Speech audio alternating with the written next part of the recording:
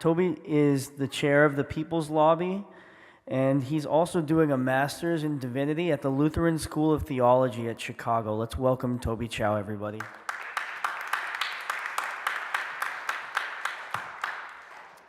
Thank you for Kappa for inviting me to be here, and thank you all for spending your afternoon with us here today. There was a sentence in Dr. King's speech that caught my attention just when we listened to it just now. He said, "Perhaps a new spirit is rising among us." Is he right? Dr. King's words from half a century ago feel like they're reaching out to us today, and they call on us today to an expansive vision of justice that even extends beyond the borders of our own country. Dr. King calls on us to join our struggles with the struggles of suffering and oppressed peoples around the world. And people are fighting back in countries around the world with a courage that we would do well to mimic here in the US. Dr. King's call is increasingly relevant in this time of rising nationalism and xenophobia when we have a president who aspires to inflict violence and deprivation both on immigrants to this country and on people in other countries. And I want us to understand that Trump's presidency is, in part, a reaction to some very real problems in the world. In large part, the success of Trump's grotesque and absurd campaign can be understood as part of a crisis of our whole global economic system. It's a global economic system which creates and sustains huge inequalities both within countries and between countries. This system locks workers around the world in a race to the bottom in wages and working conditions. And this race to the bottom has been brutal on the vast majority of people, on the middle class and the working class here in the US, and on working people in Mexico, China, Vietnam, and beyond. And Trump has responded to this by telling real Americans that foreigners are their enemies, by promising to protect real Americans by attacking immigrants as well as workers in other countries, by sending ICE to terrorize entire immigrant communities, by building walls, by throwing people in other countries out of what little work they have. This is a threat to us. This is a threat to our way of life. It's a threat to me personally. I am an immigrant to this country. I'm here on a green card. I used to think that having a green card meant you were 100% secure, and I'm finding out now that that is, in fact, a lie. I also have family in countries around the world, including Japan and China, and my relatives in Asia are not the enemy of the American worker.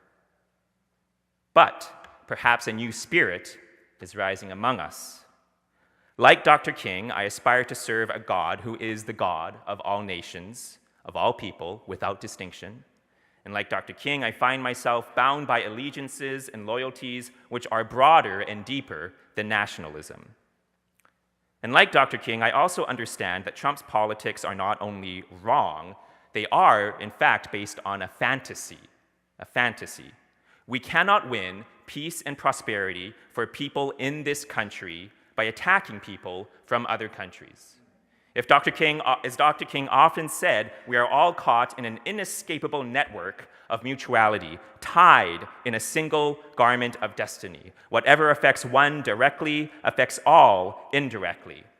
So today we must understand that if we inflict deprivation and violence on people in Mexico and immigrants in this country, on people on the other side of the world, that will inevitably return. Those chickens will come home to roost and undermine the livelihoods of people in this country. We must join today Dr. King, therefore, in rejecting nationalism. We must join Dr. King and stand in solidarity with suffering and oppressed people around the world. And we must see that there is an alternative to Trump's xenophobic and nationalistic politics. And that is to create a more just global society to address poverty and deprivation in all countries, and to use the power we build here to address inequality on a global scale. At the People's Lobby, I am the lead organizer for our campaign for a global minimum wage. And this campaign is part of our vision for a more just global society where we will stop the global race to the bottom by putting a floor under workers in all countries so that we can lift all workers up together, so that workers in the US can enjoy increased stability and prosperity along with the entire global working class, with workers in Mexico, China, Vietnam, and beyond. In this age of Trump, we have the calling and the opportunity to fight for such a bold vision of global justice. But while we fight for a more just global economy, we also need more immediate solutions to the problems we face locally. And one of the most urgent problems we face here in Chicago is the state budget crisis.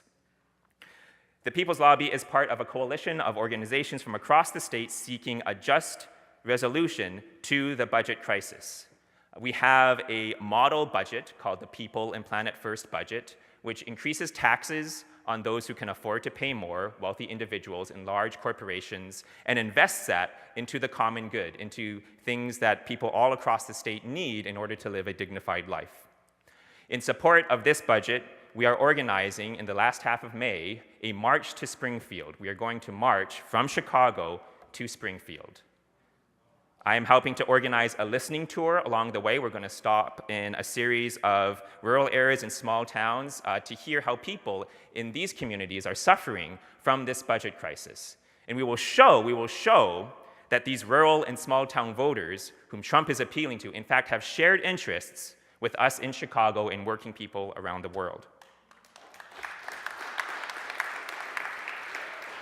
We will launch this with a major mobilization in the suburb of Bridgeview on May 15th, and it will end with a major action in the state capital of Springfield on May 30th, with many other stops along the way.